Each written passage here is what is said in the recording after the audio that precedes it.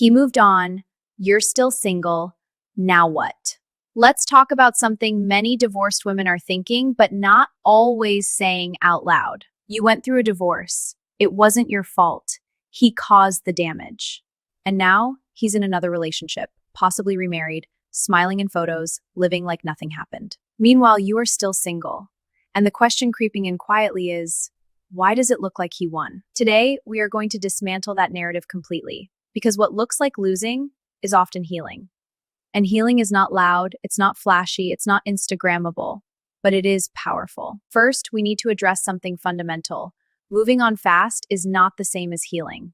Many people, especially those who cause the breakdown of a marriage, move quickly into new relationships because they do not want to sit with guilt, shame, accountability, emotional solitude. A new partner can function as emotional anesthesia.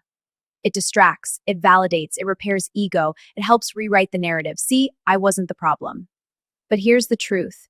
You cannot outrun unresolved patterns. If someone avoided responsibility in marriage, that tendency does not magically disappear because there's a new face across the dinner table.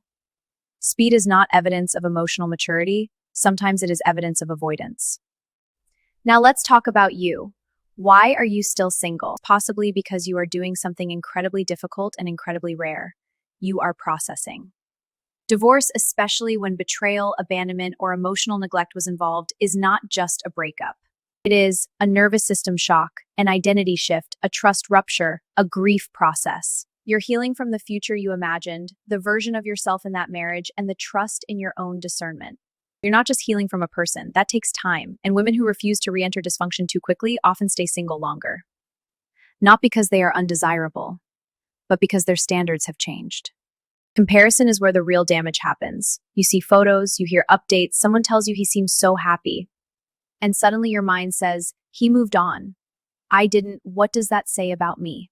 Let me be very clear. You are comparing your healing phase to someone else's honeymoon phase. What you are seeing is a curated moment. You are not seeing the unresolved patterns, the private dynamics, or the long-term sustainability.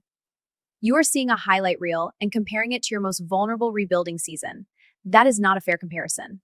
There is also cultural pressure. We've been conditioned to believe that a woman's worth is linked to partnership.